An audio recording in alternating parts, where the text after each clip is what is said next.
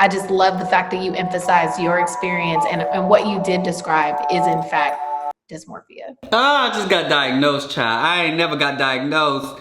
Child. But like, I would start to like have sex with people who I know didn't deserve to have sex with me. But that validation made me feel good. Him validating me made me actually think, oh wait, like maybe I can love myself. I don't know, I think I needed that validation from them, which... Don't be ashamed to say that. Don't be ashamed. Once you've learned to accept one thing, then you find another thing to start picking yourself apart about. So you said we ain't never gonna know peace?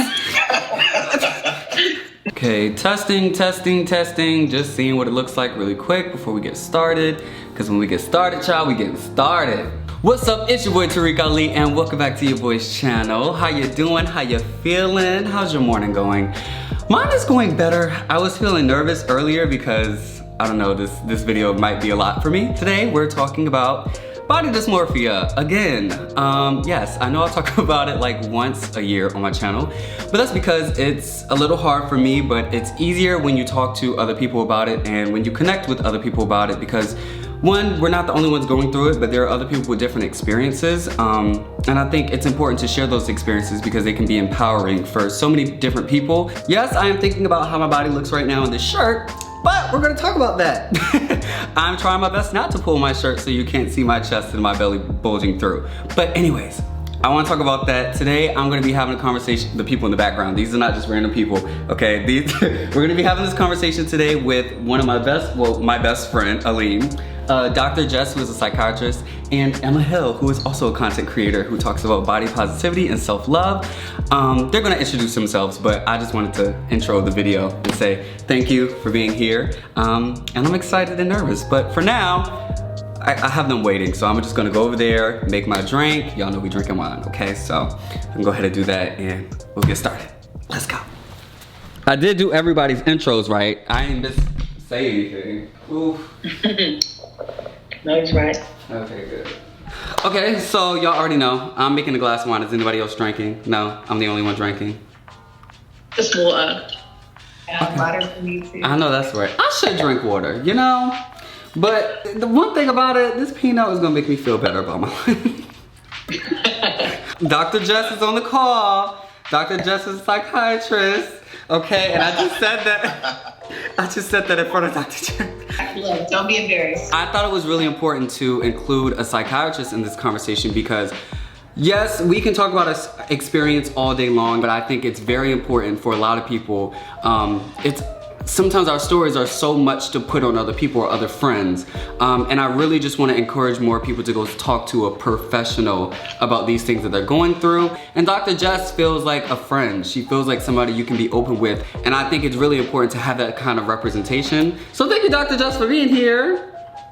So much for having me and for that warm introduction. I really appreciate it. Of course. I'm Jessica Clemens. I'm a psychiatrist. People call me Dr. Jess. I love to have conversations with people about any and everything, especially if it's about getting a deeper understanding of ourselves, a greater awareness of how we relate to others in the world. And I take care of patients every single day. I'm a real doctor. I am always on Zoom these days, helping people work through some challenges in their life. That's me. Now Emma is new to the channel, but Emma is not new to me. So Emma, go ahead and introduce yourself. So hi everyone, I'm emmatamsinhill. I've got a YouTube channel called Emmatamsin and I talk all about self-love, body confidence, body positivity and fashion. And I also own a size-inclusive clothing brand. And Aalim is my best friend. Y'all know Aalim, okay? Aalim has been on the channel. I wanted to include Aalim in this conversation because one thing that's so interesting, me and Aalim became best friends when I was in 11th grade. We were in 11th grade, right? And I grew up, what the doctors told me, I always say what the doctors told me. I grew up obese, okay?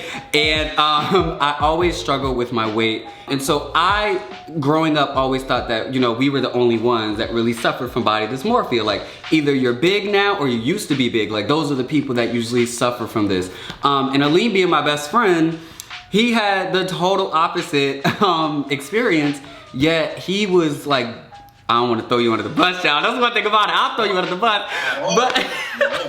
But yeah, and it was like, I just didn't expect him to be going through things, but he was tearing himself apart just as much as I was. It made me realize that we're not the only ones going through that. So that's why I wanted Aalim to be here to share his story and his experience and his opinions. A couple of days ago, I was talking to one of my close friends, actually, like someone really close to me. I was talking to them about just my body, and they were asking me questions, and I identify myself as like I consider myself as I won't say victim, but I suffer from body dysmorphia. And they were a little confused because they were like, well, I, have moments where I don't like my body either. And like I want abs, and I don't like my little tummy right there. But they were like, what makes yours body dysmorphia and what makes mine just me not liking my stomach? But he was like, well, actually, never mind, I'll just Google it. And I'm like, you can Google it and get a definition. Like, I'm sure Dr. Jess could give us a good definition right now. And I want to ask Dr. Jess this actually after I say this, but I was like, you can Google it and get a definition, but you can also Google addiction and get a definition for that as well. And every addict is different, and what they use as a substance and how they use it and why they use it is completely different. And so for me, I would say every day I wake up, I look in the mirror and to the point where I would avoid mirrors because I didn't want it to ruin my day. But I look at some of the old videos of me where I am skinny. Like in high school, I didn't even like track, but I used to run track just so I could work out with them, but I didn't do any matches just so that I could lose weight. And I look at old videos of me and I was so small. And I remember back then just looking in the mirror and just feeling so big. Just never getting to the point where I actually liked my body every day, or I felt comfortable in my body every day. And it disrupts more than just how I eat and how I look in the mirror and how I fit in clothes. It affects how I have sex. It affects how I sleep. Like, big emphasis on sex. Like, my body just big emphasis on sex. For years, and Aalim, you know this, I would say that I didn't like sex. Like, I'm not a huge sex person. Like, I just don't have a huge libido.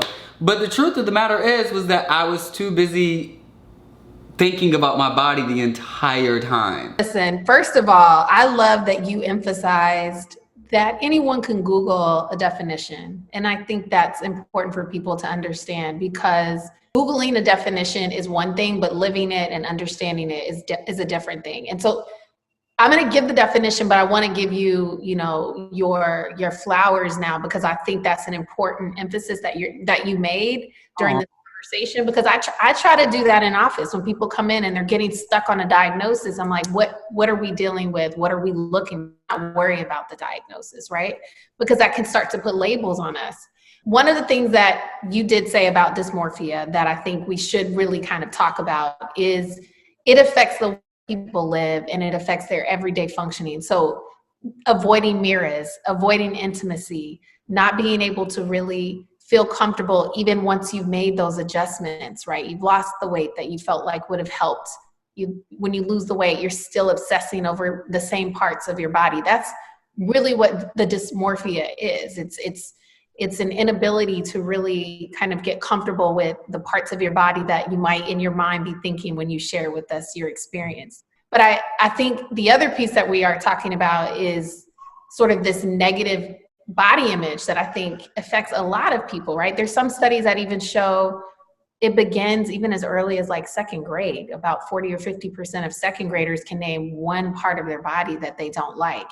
And so, I'm curious for people, as we continue this discussion, where the heck does that come from? Why is it that this is something that's getting embedded even as early as, I don't know, what are you, 8 years old in the second grade? I mean, 7? It's really something to think about. So there's two things I think, Tuh-reek, that we're talking about, the dysmorphia, but then also this negative body image challenges that many, many people suffer with. And I mean, including myself. I'm a new mother and the body is different after you had a baby. I'm real with y'all. So it's, that's even an adjustment. So I just love the fact that you emphasize your experience and what you did describe is in fact dysmorphia. Oh, I just got diagnosed, child. I ain't never got diagnosed. Child. Oh my goodness. Oh my God, it's real now. I ain't never had a doctor. Oof. I don't know, it hit a little harder now because I was just saying it before from Google, but oof. You know, you brought up a good point. Like, I think it's all just centered around shame, honestly. And I think, I don't know, look, I didn't go to school for psychology or anything, but I think it has to do with some sort of like PTSD after that shame. Because like, honestly, I don't have many people shame my body like anymore. Like it doesn't really happen to me anymore. People don't come up to me touching my belly. People don't comment on my pictures like, oh, you fat. Like, but I was so much growing up. I think the little boy in me is scared, like it's going to happen again. And I think when we get older, it's some sort of, or some, whatever the mind does, but some sort of like PTSD of like just trying to avoid shame and just all the things that can come with whatever you attach it to. So for me, it was my body. It was my skin color as well, and it was my queerness. But when it comes to my queerness and my blackness, I'm very unapologetic and I love it.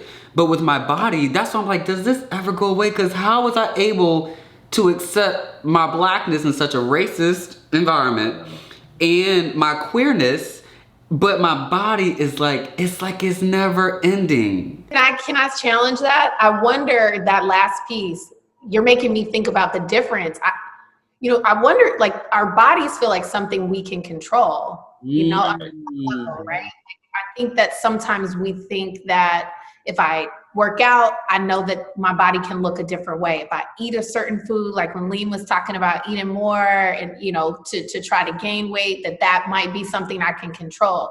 But like race, you know, queerness, that is something that we can choose, right? So I wonder if that's a part of it, because in society also tells you that you need to do X, Y, Z to adjust, right? So new mom, I'm looking, you know, I got to look at people getting the snapback and that whole, you know, kind of expectation that people are supposed to bounce back and have this, you know, body that doesn't exist after you've had a child. So that's what I'm thinking when you said that.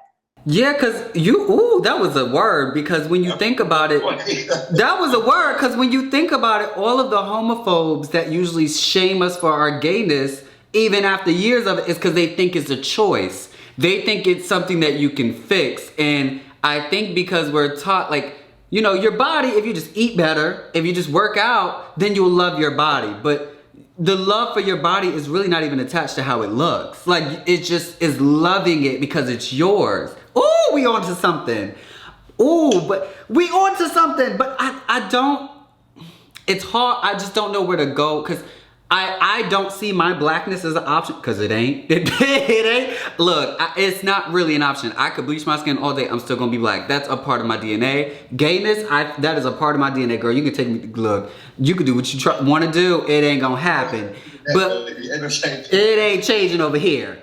But when it comes to my body, I feel like you do see so many people, like, even we praise these transformations in bodies, like, oh, I did this challenge, I lost 30 pounds, you can do it. And so the reason you're hating yourself is because you're not working hard enough. And it's like, dang, well, am I? I don't know if that's something that'll ever go away from me. As much as I try. Because now, it's like, I feel stuck between two parts, because half of me, I kind of want to lose the gut, but then the other half, I'm so scared to like stop eating for a day, because I'm so scared I'll go back to being skinny and I'll start feeling insecure about that again. Like, I think that's one of my biggest fears, is that I'll go back into what I used to look like. And I did not love that body at all, like at all. I remember it was times where I would be like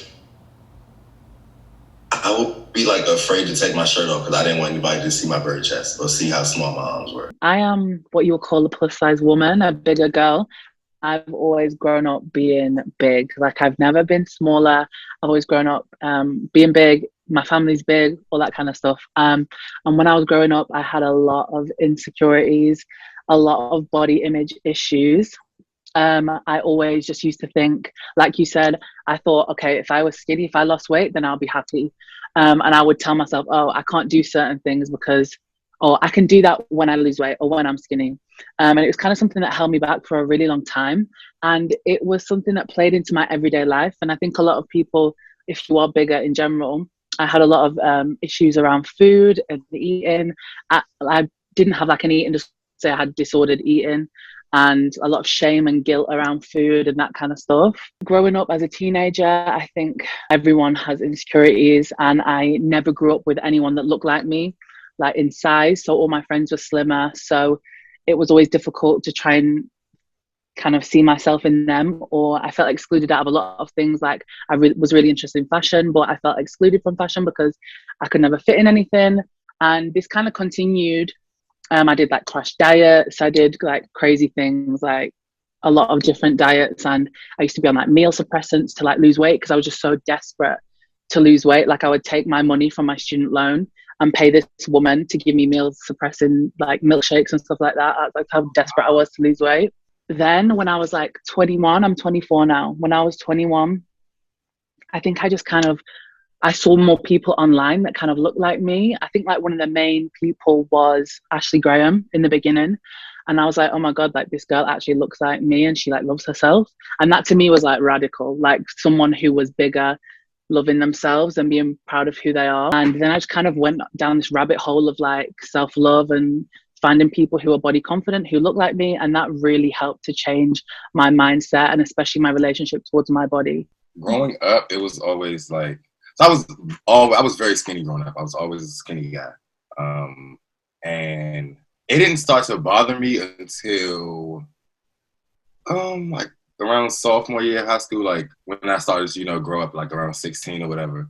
And I always would equate being skinny to, I don't know, I mean, I didn't feel like masculine enough. And I was like, oh shit, I hate this. But and it was like, I always heard like, oh, you need to eat. Like, why are you so skinny? Like, I always got that joke everywhere I went, from everybody, from family to friends, like to strangers, like, oh, you don't eat. And I remember I would start dating guys and like, they would be like, oh, do you eat? Like, are you okay? And I'm like, yeah, I'm okay. It was just a natural thing. And I did everything in my power to change it. And I would eat like crazy. I wouldn't gain weight. I just had a very, very, very fast metabolism. And I started to feel like unattractive because it was like, okay, I'm skinny, and I would wear clothes that wouldn't show how skinny I was. So I would wear like big shirts so you couldn't really get into like my small frame. And then I think around like a year or two ago, I really started to try to change it. So I would eat anything that had like high protein or like eat salmon a lot, potatoes. And like my diet started to incorporate foods that I thought would make me bigger. And then I knew it was bad when I started taking what they call a pediment. It's like this syrup that increases your appetite. So I started taking that. I would order like 2-3 bottles at a time, and it would make me so sleepy, but I would eat a lot. Then I started to notice that I was getting bigger. So I was like, okay, cool. If I get bigger, I'll feel happy and I'll feel more attractive. And then like just looking on Instagram, like seeing all these guys with this these like big bodies, I just didn't feel like there was place for a little skinny guy. So I was like, okay. So then when I noticed that I was gaining, okay, I'll feel happier, once I get thicker. And I did get thicker, but then I noticed like the thoughts didn't go away because now I'm thicker, but I'm looking in the mirror trying to put a shirt on that doesn't show my little stomach. And it's like, okay, I didn't like being skinny. Now I gained the weight and I still don't really feel confident. But it's like, hey, it is. Like, I'm learning to, like, just love the body I'm in because it didn't change. The mindset didn't change whether I was skinny. I started gaining weight. So now I'm just like, hey, take it or leave it. So Emma is having some technical difficulties, child. I'm so sorry. It's okay, but I've moved like next to the router. So right now we're just talking about if we do think body dysmorphia will ever go away. And do you think? Well, first of all, do you still suffer? Like, would you identify with that? I don't think I do anymore. Like when I was younger, it was like it was something that like consumed my mind like every single day. Mm-hmm. Whereas now, I think I stopped talking to myself negatively. So I feel like the thing that kind of fuels it just isn't there anymore. And obviously that took time to like get there. But when I don't look at myself in the mirror and think, oh my God, you look so fat, you're so disgusting, because I just don't say that to myself anymore. So I think that can kind of help alleviate it a little bit. But I don't think body hang-ups ever go away. Like body dysmorphia as like a thing, I think you can learn to live with it better. Or maybe, I don't know, you might feel like, okay, it's kind of mostly gone away, but I don't think you ever stop feeling a type of way about your body. Because I think once you've learned to accept one thing, then you find another thing to start picking yourself apart about. So you say we ain't never gonna know peace? No. First of all, when do you think it went away for you? Like, when do you think, well, not went away, because I don't want to say it like that, like it's cured, but I want to say how and when did you start like waking up and like continuously you weren't thinking negatively in your head about how your body will look in the mirror and clothes, like what people will think? I feel like I've actually started to love myself because I was with a partner. It was just like a casual friends of benefits, but he was always very like, you're beautiful and this, that, and the other. And it almost was like him validating me made me actually think, oh wait, like maybe I can love myself. So that kind of kick-started the journey for me, which is really strange because I had never been in a situation with a person before that made me feel so comfortable in who I am. And I don't know, I think I needed that validation from them, which... Don't be ashamed to say that. Don't be ashamed. Don't be ashamed to say that.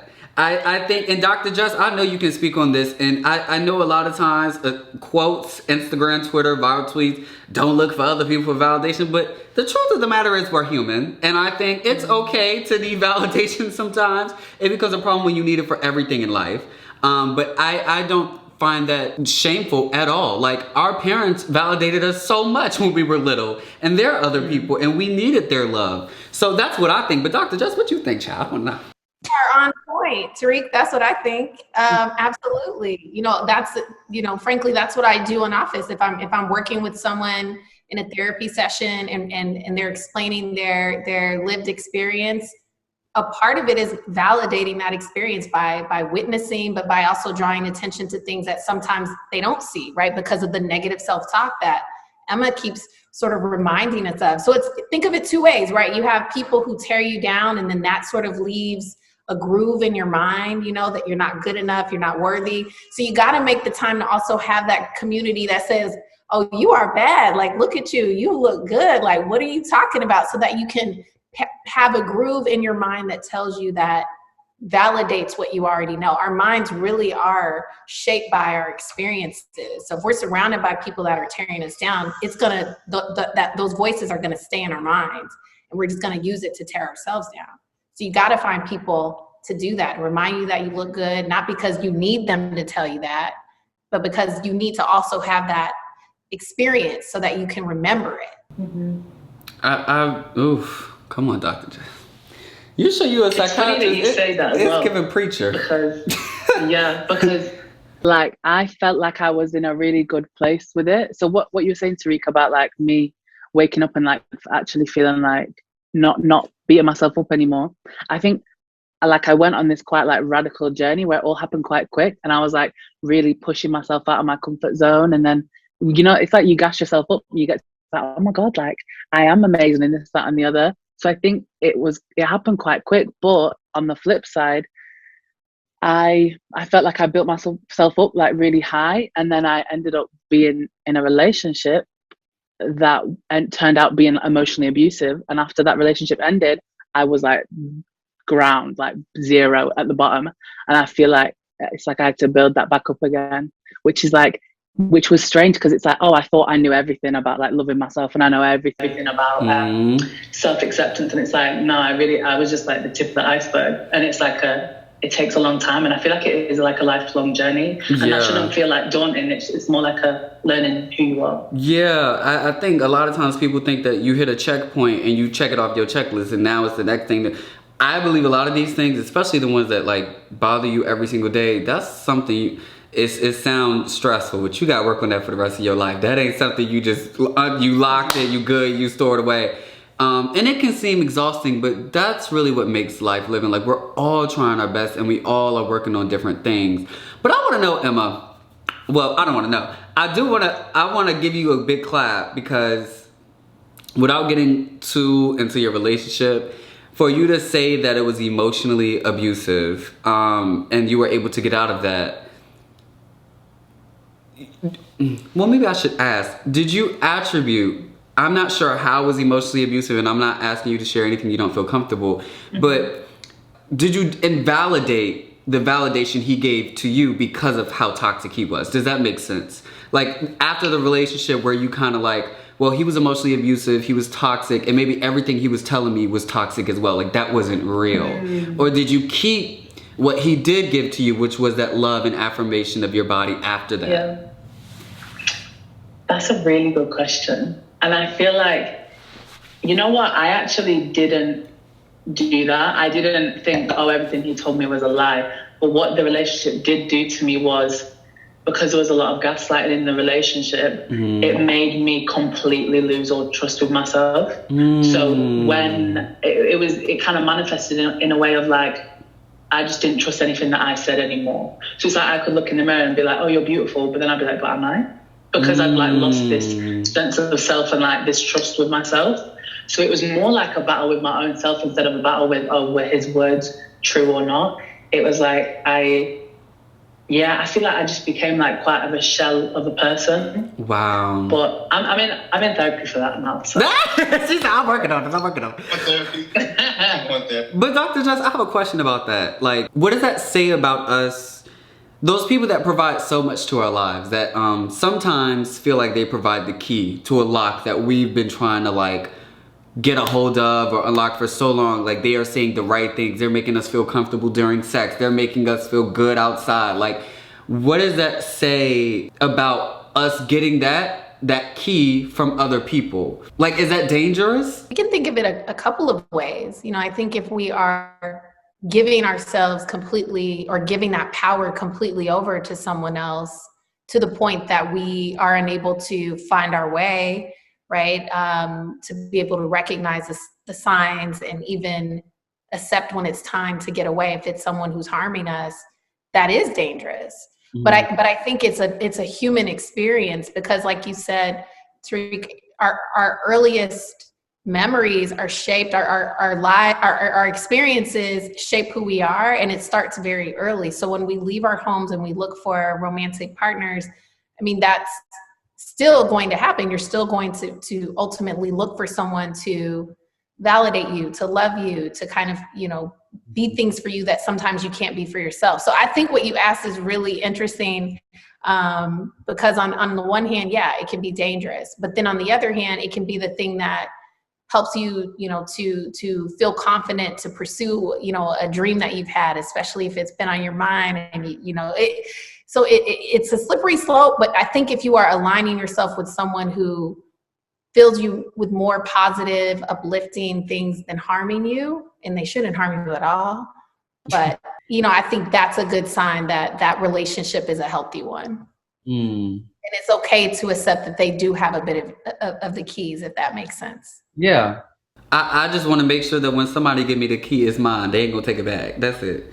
Yeah, I need to make sure that, you know, this is my lock. You might have had the key, but child, I got it now. I'm not giving it back. Because I couldn't imagine, like, honestly, my boyfriend now provided some keys for me. And I'm sure I provided some keys for him as well. But I couldn't imagine that if we were to ever go separate ways, I have to give the key back, and now it's locked again.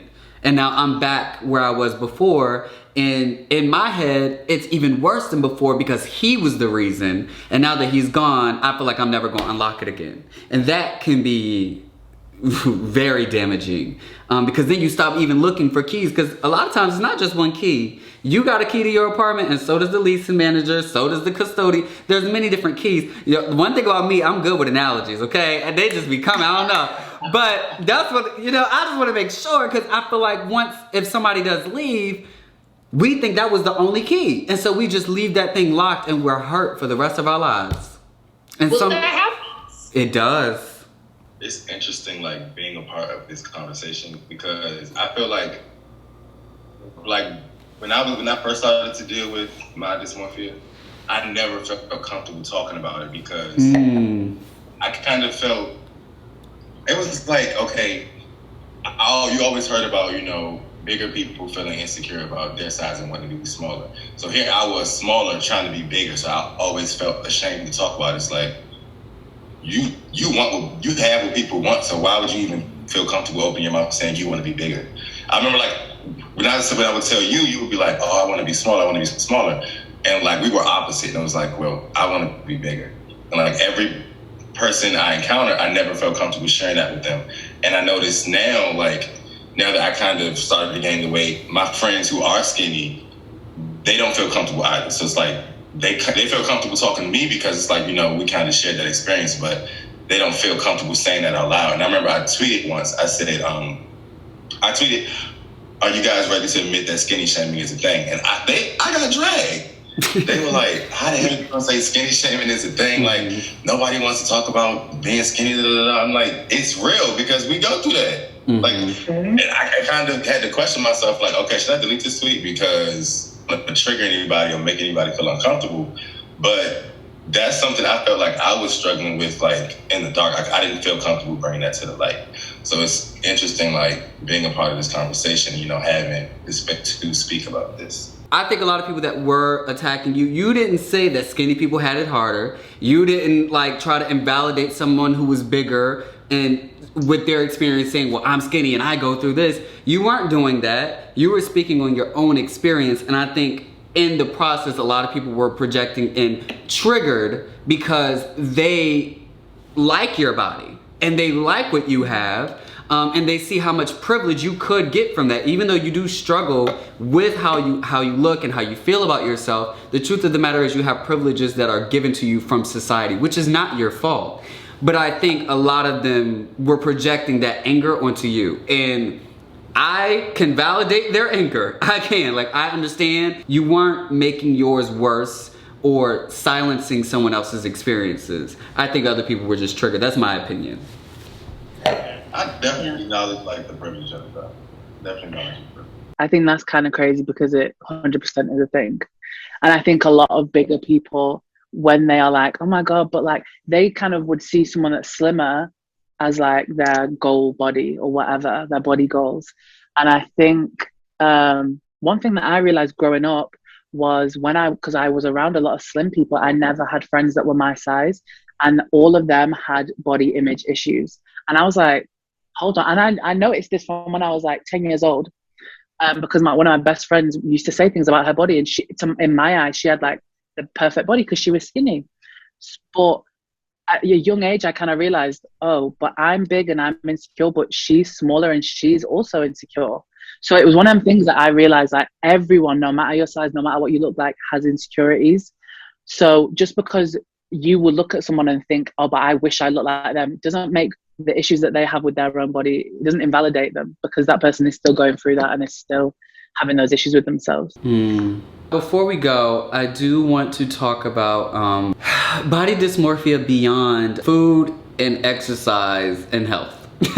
It's way more than what I eat and how my body looks. Like, that's how it started. Kind of. Like, when I was younger, that's what I was shamed for, you know. Not only that, but gastric problems run in my family. So eating dairy ruins my stomach and I have to go to the bathroom, and I can't eat too early in the morning. And then even when I did get older and I would try to lose weight, and I would eat good, I would not eat good, I just wouldn't eat. I would starve myself and eat salads, like one salad a day, and work out crazy. And my body didn't do what I wanted it to do. And I just felt like it was fighting me. And then I started realizing it was more than that because with the sex, and when it came to things outside of food and working out, where I just did not feel like my body was mine. And that has to do with, I relate, with experience of sexual assault. Like, I was sexually assaulted continuously in my childhood. And in one realm, my body was being torn apart for how it looked and what I was eating. And in the other realm, my body was taken from me and I didn't even get a say in what happened with it. It's just everything with my body has been difficult all throughout my life. And that's why even when I do get on top of my eating and working out and maybe my body image is good or acceptable, it's other realms where I'm still not here with my body. Like, it just feels like it's not mine, it's somebody I know. And I want to know if anybody has had experiences or difficulty with getting better with their body dysmorphia with things that don't necessarily have to do with how you eat and how you work out. Personally, I feel like growing up, my body image issues kind of translated into my relationships with men. So it's like, because I was constantly looking for someone to tell me that I'm beautiful and that my body was okay and that everything was okay, I was like going around and sleeping with men that I didn't even want to because I needed that validation to feel like I was beautiful. Yes. So like when I was at university, I mean, obviously it was consensual, but I wasn't enjoying it because I was doing it to make myself feel good in the moment, but it only made me feel good in that split second moment. And then afterwards, I just went back to hating myself. So, and then that kind of manifested into like my sex life. And then it was like, I didn't know what I even liked or all that kind of stuff, because I feel like in a way, when it came to men and when it came to sex and that kind of stuff, it was like, I wasn't taking control of my body and making myself empowered. I was putting my worth in other people's hands that, of course, they were always going to fumble it because it's not theirs to hold. Why you scream, Aalim? To her point of, the validation of men, because when I started to like gain the weight that I wanted, instead of like looking in the mirror like, oh, I love myself, the first thing I did was like try to show it off to like guys. And like I wanted them to tell me, oh damn, like you got thick, like, oh you look good. That was the first thing I wanted, was for a man to tell me that. And then I started like, I'm spilling my business out there, but like I would start to like have sex with people who I know didn't deserve to have sex with me. But that validation made me feel good. Like the fact that he's telling me I got thick and I feel sexy again. So cool. And that it kind of I'm trying to get out of that now, but that validation is addicting as hell. Like that validation is so addicting. Dr. Jess, you was about to say something. When Liam talked about it feeling like an addiction, the validation, I pointed like that because it just immediately makes me think about social media, the algorithms, and how a lot of that is sort of the experience that we have. It's an addiction that we have to it. There's so many layers that you all just shared here, and I want to make sure I try to honor. I think the only reaction I have to what has been said in your question, I think, is there's so much work for all of us, everyone watching this, to do around really honoring our bodies in a way that's specific to us. And I'm not shaming or saying anything, just what it feels like to feel like we're honoring our own bodies. And then just thinking about the why behind our decisions, and I think that's a hard thing to do, right? Why am I in a relationship with someone? Is it, because I need it to feel better? Or is it because I know they'll say these things that make me feel better? I think the why can help us understand some of our behaviors. And then I think also having community like this that you can really be vulnerable with and talk and recognize that you're not alone in your experience, especially as you're doing the work, because it's so layered. It's so layered. Well, that was a good note. That was a good note to end on, Dr. J. I didn't cry. Hey. I choked up. If you did, we wouldn't mind. Yeah, I love crying. That's one thing about it. I love crying. I just feel like other people are always annoyed by it. But I just want to say thank you. I'm really happy. I just feel like this conversation was really fruitful. And we all have different experiences, like literally 3 completely different experiences and placements in life. Like, I woke up today and I have a scale in my bathroom. Lord knows I shouldn't have stepped on it. But I gained 10 pounds and I was really upset about it. But then I had to remind myself how I gained that weight I gained it because I'm happy. I'm in a whole pandemic. You can't beat yourself up about that stuff. I gained that 10 pounds being happy, and it took 1 second to step on a scale and for it all to be wiped away from me. And I'm so sick of that. I'm so sick of my happiness being taken away just because of my body. And that's why sometimes it feels like I'm fighting my body. It feels like, why do you keep taking this from me? I have to stop thinking that my body is here to make me sad. It's not here to make me sad. It's not here to make me feel uncomfortable. I don't know if body dysmorphia ever goes away. I don't have the answer. No, I don't know if anybody has the answer, but I just know it's something that I want to keep working on because I want to hold on to my happiness, and I don't want that to wipe away every time I look at my body. That's great. This is a good release.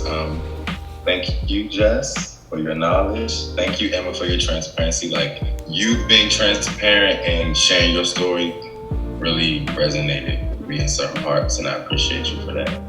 Thanks, Beth, for creating this safe space. This was dope. This was dope. But thank you, everybody, for being a part of this video and a part of this series.